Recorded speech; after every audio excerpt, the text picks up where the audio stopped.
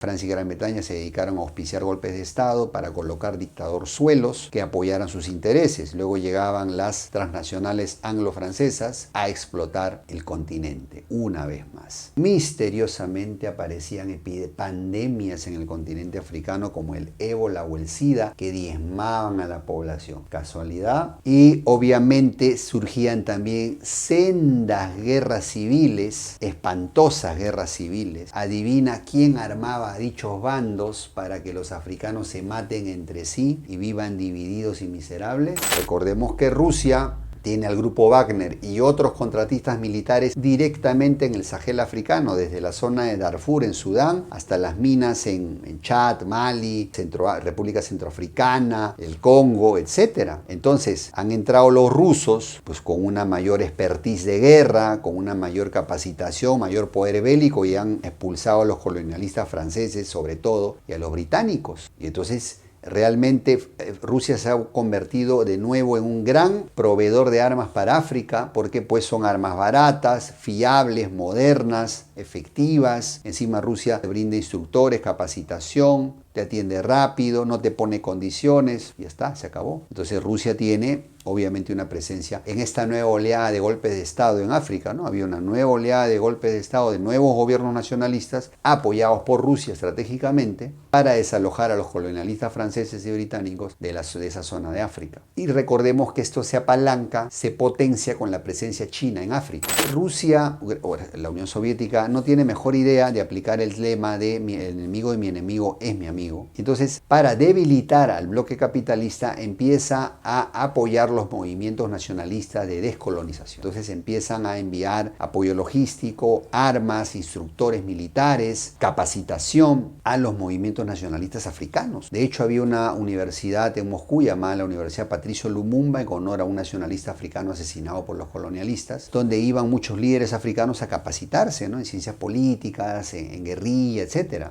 Entonces, digamos, el vínculo entre la Unión Soviética y los movimientos de liberación en África fue muy fuerte. Estuvo detrás del éxito en la descolonización de Argelia, por ejemplo, de Angola en plena guerra civil, fue parte de uno de los beligerantes, en Mozambique, en el Congo, en toda la parte del Sahel, etc. El 14 de marzo del año 2024, el presidente de Francia, Emmanuel Macron, en una entrevista en la televisión francesa, insistió una vez más en la necesidad de enviar tropas a Ucrania para impedir a como dé lugar un triunfo de Rusia. Es más, en otra entrevista insistió a los líderes europeos a que dejen de ser cobardes y enfrenten colectivamente la amenaza de una hegemonía rusa en el continente. Entonces, esto nos lleva a reflexionar acerca de si realmente los motivos de tanta insistencia para involucrarse en un conflicto y aumentar el riesgo de una escalada nuclear son la libertad del pueblo ucraniano y la lucha por los valores democráticos. ¿O será que hay otros motivos debajo de toda esta insistencia? En este video vamos a analizar justamente eso. ¿Cuál es la conexión africana detrás de toda esta histeria colectiva en los líderes europeos para involucrarse en la guerra con Rusia? Quédate y te cuento más. En noviembre del año de 1884 tuvo lugar la Conferencia de Berlín, que fue una reunión de las potencias europeas, sobre todo el Reino Unido, Francia, el Imperio Alemán y otras potencias, para decidir el reparto de África, el reparto territorial de África. Esto porque había pues la presencia del naciente y creciente Imperio Alemán, del naciente y creciente Imperio Italiano, y que pues ellos querían un lugar en la mesa, una parte del pastel africano, que ya el Reino Unido y sobre todo Francia estaban aprovechando pues hace muchas décadas. Esto delimitó claramente las zonas de influencia. Alemania se quedó pues con la Namibia, el Camerún alemán, etcétera. Italia se quedó con Abisinia, con Somalia, Libia, y pues obviamente la mayor parte del pastel africano quedaba en manos de Francia y Gran Bretaña. Y esto de alguna manera, obviamente fue una reunión infame, se decidió el destino de millones de seres humanos que padecieron los rigores del colonialismo, la esclavitud, la explotación, la miseria, el atraso, que hasta el día de hoy es un lastre para África y los mantiene divididos. Y esto sobre todo marcó el pensamiento intelectual y político del liderazgo europeo, en una especie de creencia de derecho natural o derecho divino a explotar las riquezas ajenas del continente africano. Una especie de predestinación, de superioridad racial, de superioridad cultural, de un eurocentrismo descarado y que pues hasta el día de hoy se expresa en un neocolonialismo y del por qué Francia y Gran Bretaña consideran África su patio trasero, su jardín privado, su chácara privada, su hacienda privada y que pues cualquier potencia que se inmiscuye en África se está metiendo contra los intereses británicos y franceses principalmente, como vamos a ver a continuación. Muy bien, profundicemos un poco más en el caso francés. La presencia francesa en África se remonta hasta el siglo XVII, pero es en el siglo XVIII y XIX donde se consolida, ¿no? Y de hecho, después de la conferencia de Berlín, Francia queda como exclusiva poseedora del África Occidental. Básicamente estamos hablando pues del Marruecos francés, Argelia, Túnez, Costa del Marfil, Mali, Níger, Chad, en fin, todos esos países de la parte occidental de África, que suman millones de kilómetros cuadrados, millones de personas, y también la isla de Madagascar en el otro lado del continente. Esto obviamente nutrió al imperio francés de recursos económicos, minerales, agrícolas, que pues le dieron a Francia el estatus de superpotencia mundial hasta la Primera Guerra Mundial. Era uno de los hegemones en el mundo. Francia impuso su moneda, impuso su idioma, se impuso militarmente y colocó obviamente a gobernantes afines a sus intereses. Esto obviamente fue cambiando a lo largo del siglo XX con la descolonización, pero hasta el día de hoy, en pleno siglo XXI, hay un neocolonialismo francés, una gran presencia de Francia en dicha zona, como vamos a ver a continuación. Bueno, a ver, recordemos, al finalizar la Segunda Guerra Mundial, en el año 1945, las antiguas potencias coloniales, los hegemones anteriores, Francia y Gran Bretaña, quedan agotados y destruidos y tienen que ceder a regañadientes la estafeta de poder a los nuevos hegemones, Estados Unidos y la Unión Soviética. Y luego la Unión Soviética entra en guerra fría con Estados Unidos, el bloque capitalista, el bloque comunista, y Rusia, la Unión Soviética, no tiene mejor idea de aplicar el lema de el enemigo de mi enemigo es mi amigo. Entonces, para debilitar al bloque capitalista, empieza a apoyar los movimientos nacionalistas de descolonización. Entonces empiezan a enviar apoyo logístico, armas, instructores militares, capacitación a los movimientos nacionalistas africanos. De hecho, había una universidad en Moscú llamada la Universidad Patricio Lumumba en honor a un nacionalista africano asesinado por los colonialistas, donde iban muchos líderes africanos a capacitarse, ¿no?, en ciencias políticas, en guerrilla, etc. Entonces, digamos, el vínculo entre la Unión Soviética y los movimientos de liberación en África fue muy fuerte. Estuvo detrás del éxito en la descolonización de Argelia, por ejemplo, de Angola en plena guerra civil, fue parte de uno de los beligerantes, en Mozambique, en el Congo, en toda la parte del Sahel, etc. Entonces la Unión Soviética, por eso es que hasta el día de hoy es recordada con cierta simpatía por los pueblos africanos, porque los ayudó a liberarse del yugo de sus metrópolis, y fue una ayuda directa, material, concreta, tangible. No fue un apoyo solo moral. Entonces aquí podemos recordar que sucedió un caso muy parecido al de América Latina, ¿no? Porque recordemos que los movimientos de los patriotas latinoamericanos fueron apoyados por la Gran Bretaña en su lucha para debilitar al Imperio Español. Acá se aplicó más o menos lo mismo. Entonces tampoco es que pensemos que la Unión Soviética lo hizo por amor a los ideales de la libertad de los pueblos y la justicia. No, no, no, no, no. Obviamente eso es parte del marketing. Él lo hizo por estrictamente sus intereses para debilitar a su enemigo. Entonces esto funciona así, es parte de la geopolítica. Entonces la Unión Soviética obstruyó las operaciones comerciales de estas potencias. Recordemos que Francia había construido el canal de Suez y cuando el nacionalista egipcio Abdel Nasser nacionaliza el canal, afectando los intereses de la empresa anglo-francesa que lo administraba, Francia y Gran Bretaña toman posesión del canal, lo invaden y en ese momento aparecen en escena los nuevos amos del planeta, Estados Unidos y la Unión Soviética con amenaza nuclear, y Francia y Gran Bretaña tienen que retirarse vergonzosamente, mordiendo el polvo de la derrota diplomática. Entonces, como vemos, la Unión Soviética tuvo un papel muy protagónico en la lucha por la liberación de los pueblos africanos.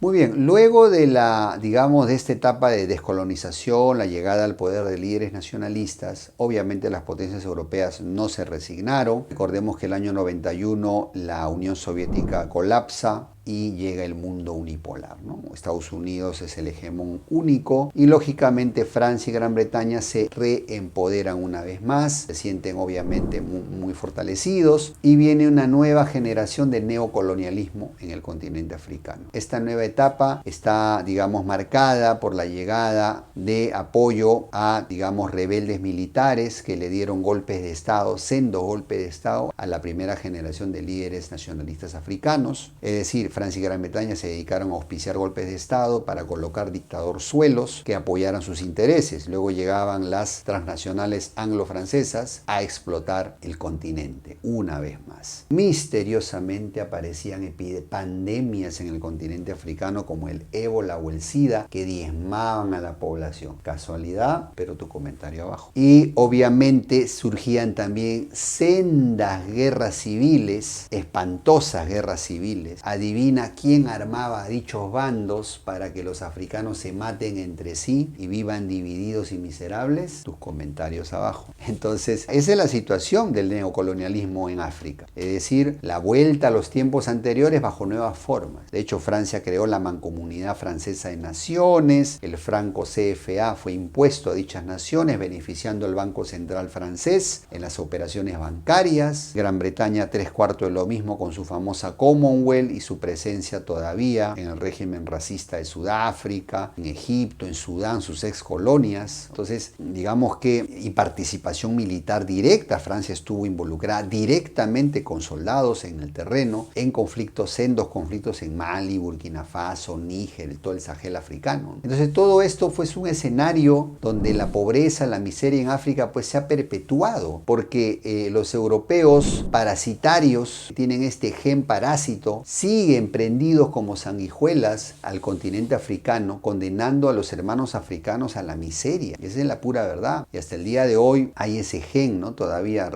hay un caso muy famoso de un gobernante en Centroáfrica que quiso emular a Napoleón y pues se rodeaba de oro, pues y era pues un payaso ahí auspiciado por la propia Francia, ¿no? Entonces, para que veamos qué podemos decir también del Congo ex belga, el rey Leopoldo y sus atrocidades, ¿no? Las atrocidades de los alemanes en la zona de Namibia, entonces, o las atrocidades de los italianos en Abisinia. Entonces, acá los europeos en general, esto no es solo un tema anglo-francés, pero son las principales potencias que han estado hasta el día de hoy con su neocolonialismo parasitario viviendo de la pobreza y miseria africana. ¿Y cuál ha sido la reacción de los pueblos africanos a esta nueva oleada de neocolonialismo? A raíz de los atentados del 11 de septiembre del 2001, el yihadismo empezó a entrar en África con mucha fuerza. El Islam ya tenía presencia en África desde tiempos inmemoriales. Recordemos que todo el Magreb árabe es islámico y en el Sahel africano, que es la zona más al sur, Mali, Burkina Faso, Níger, Nigeria, Sudán, etcétera, digamos, tiene una fuerte presencia islámica, inclusive la parte sur, Somalia, Kenia, ¿no? Todas esas zonas. Entonces, digamos que una manera que los pueblos africanos han intentado encontrar su identidad ha sido por oposición a la cultura europea. ¿Qué puede ser más rebelde que alejarte de la cristiandad y ponerte del lado de los enemigos de la cristiandad, ¿no? Que son los islámicos, ¿no? Entonces, por esa razón, la yihad islámica, con movimientos como radicales, como el Boko Haram en Nigeria, como los hermanos musulmanes en Egipto, han realmente protagonizado sendas rebeliones a estos dictadorzuelos auspiciados por los países africanos, desestabilizando la zona. Ha sido el surgimiento de nuevas guerras civiles, esta vez apoyadas por un protagonista que vuelve de sus cenizas. Y ante la presencia de todo este movimiento de rebelión africano yihadista y a raíz del resurgimiento de Rusia en los años 2000 y las sanciones que le impuso Occidente en el año 2008 y la expansión de la OTAN a las fronteras rusas en los años 2000, la respuesta rusa fue, una vez más, vamos a apoyar a los africanos para joder a los europeos. La verdad.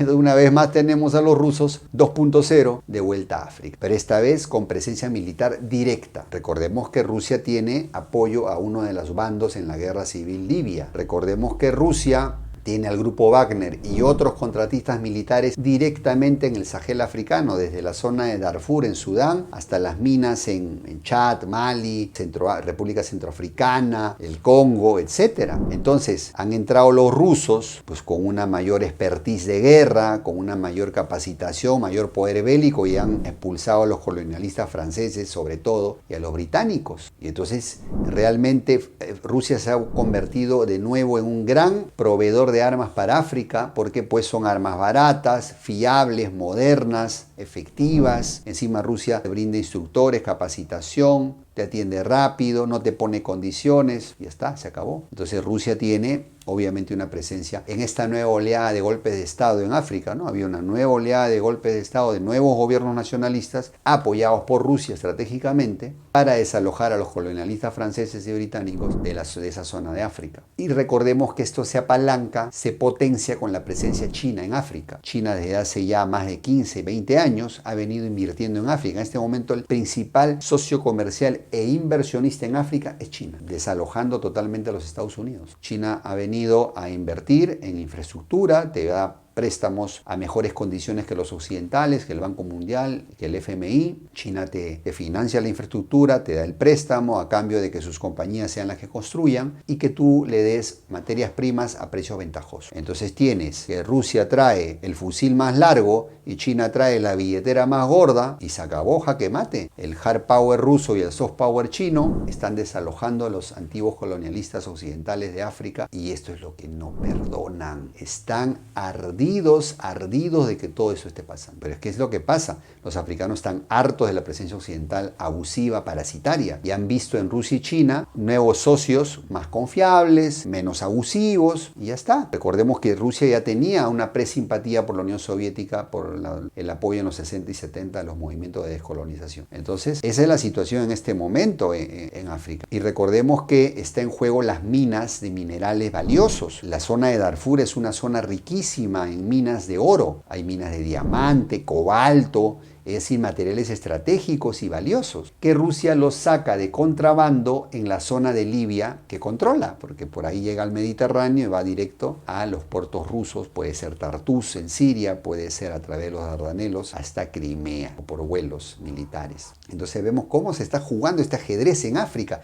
Este es lo que yo llamo la conexión africana de la guerra en Ucrania, porque también, curiosamente, recordemos, ya tiene rato que Estados Unidos y compañía han recorrido el mundo, el sur global, en la búsqueda de armas rusas para armar a Ucrania. Los ucranianos tienen preferencia por las armas rusas porque las conocen, porque son fiables, porque digamos que son más efectivas que las armas de la OTAN. Por esa razón, los ucranianos que no entienden inglés para leer los manuales de las armas occidentales prefieren las armas rusas. Y por eso Estados Unidos y compañía han recorrido el mundo buscando esas armas rusas. Por eso uno de los bandos de la guerra civil en Sudán apoya a Ucrania. Hubo presencia de militares ucranianos para contrabando de armas rusas a través de Sudán hacia Ucrania. Mira, para que veamos, ¿no?, cómo el grupo Wagner es una especie de Afrika Korps, del antiguo Afrika Korps del general Rommel, del mariscal Rommel. Bueno, ahí tenías a Prigozhin metido hasta sus narices, combatiendo pues todo esto. Entonces, para que veamos cómo esta conexión africana también se está peleando esta guerra en África en este momento. Bueno, y entonces ahora entendemos por qué Francia y Gran Bretaña se la tienen jurada a Rusia. ¿Por qué tanto odio visceral? ¿Por qué no le perdonan que les está quitando su pastel africano? Pues sí, con la crisis que hay, imagínate, ahora tienes menos recursos que estás exprimiendo a África. En el peor momento de la economía europea. No le van a perdonar eso a Rusia. Entonces, digamos que por esa razón, en este momento, irresponsablemente, Macron, Sunak y compañía están atizando el fuego de vamos a participar en la guerra ucraniana. Directamente, no queremos concederle la victoria a Rusia. Saben que Rusia está ganando, a pesar de todo lo que le han apoyado a Ucrania. Lo saben. Pero, ¿cuál es el riesgo de que pierdan la guerra? ¿Qué pasa si Rusia gana la guerra? Si Rusia gana la guerra, se acabó el cuco de la OTAN. Habrá demostrado que es un tigre de papel, que no protege a nadie. Y Rusia habrá demostrado que es la principal potencia militar del mundo, imbatida. Entonces, eso es lo que no quieren, pasar esa ignominia, esa vergüenza.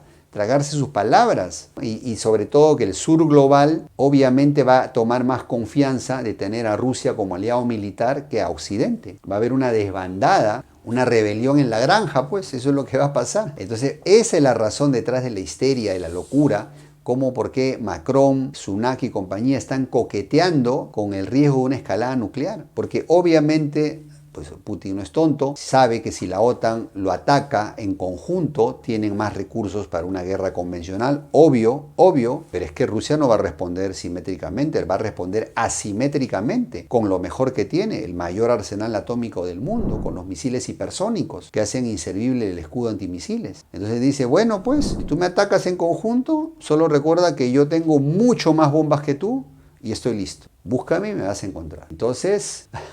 Por esa razón, algunos líderes europeos están como pensándolo dos veces, ¿no? Dice, bueno, está bien, entendemos tu ardor, Francia, Gran Bretaña, pero pues, o sea, tampoco es que nos vamos a rifar a desaparecer del mapa, porque las primeras capitales que van a desaparecer del mapa en una guerra nuclear son las europeas, por supuesto, ¿no? Y que con los misiles hipersónicos de Rusia, pues no hay escudo nuclear que los vaya a defender. Entonces, esa es la situación al día de hoy, mi querido amigo, y esa es la razón por la que esta conexión africana explica toda la histeria, la rabia, la cólera, la impotencia que sienten Francia y Gran Bretaña ante un inminente e inevitable triunfo ruso en Ucrania.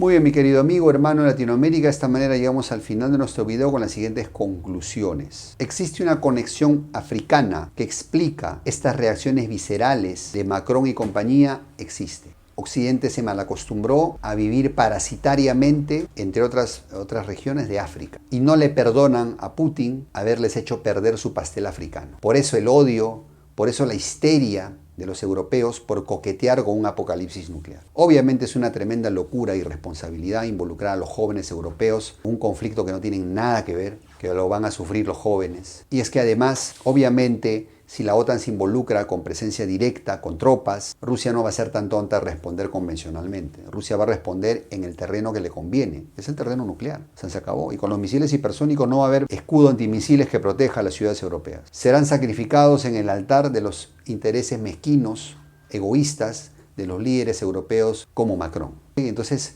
esperemos que prime la cordura, que no se llegue a esos niveles de histeria y locura, pero es que todo puede pasar en esta vida. Rusia se ha empoderado, va camino a la victoria. Bueno, de no mediar un ataque loco, esto va a ocurrir. Latinoamérica, ¿qué puede aprender de todo esto? ¿Acaso no hemos vivido muy semejante un neocolonialismo como le ha pasado a África? ¿Acaso no ha habido un neocolonialismo en Latinoamérica con transnacionales occidentales parasitarias, con dictadorzuelos tropicales afines a los intereses occidentales? ¿Acaso no tenemos presencia directa de soldados occidentales en nuestros territorios con bases militares? ¿Acaso no tenemos ya presencia militar directa rusa también en Latinoamérica? ¿Acaso no hemos sufrido guerras civiles entre nosotros en la Guerra Fría 1.0, donde se mataban los guerrilleros de izquierda contra los paramilitares de derecha y el pueblo lo sufrió? ¿Acaso no estamos viviendo una polarización actualmente que nos quieren hacer creer que las únicas opciones políticas y de gobierno son que estar en el bando de papi Putin o de papi Occidente? Y este cuento es el cuento de nunca acabar que nos tiene sometido en la miseria, el hambre y la pobreza, como lo está viviendo África tantas décadas. Entonces tenemos que romper digamos, esquema maquiavélico, maniqueo, donde nos hacen creer que no hay opciones, no hay una tercera opción.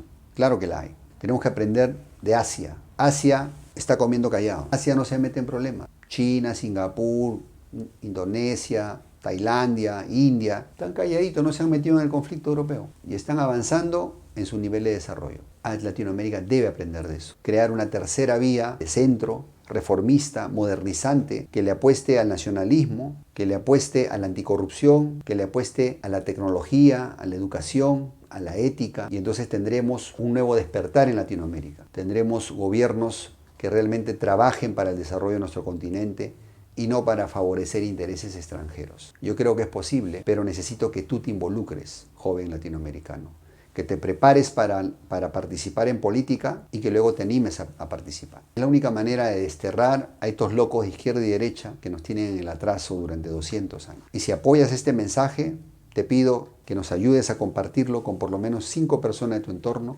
a través de todas tus redes sociales, No solo Facebook, también TikTok, YouTube, donde estamos, WhatsApp, etc. Es la única manera que este mensaje llegue a más gente porque la censura es muy fuerte y obviamente está en contra de sus intereses. ¿Ok? Yo creo que es posible, así que sé que no me vas a fallar. Pero los comentarios de ustedes también participen, ya sea que estén de acuerdo o en desacuerdo conmigo. Realmente ese es el motivo por el cual Francia y Gran Bretaña odian a Rusia, o hay otro motivo que a ti se te ocurre. ¿Okay? Te veo en el siguiente video, te mando un gran abrazo y recuerda lo que siempre decimos en este canal: nuestra amada Latinoamérica necesita hoy más que nunca unidad y pragmatismo para ser grandes. Hasta la próxima.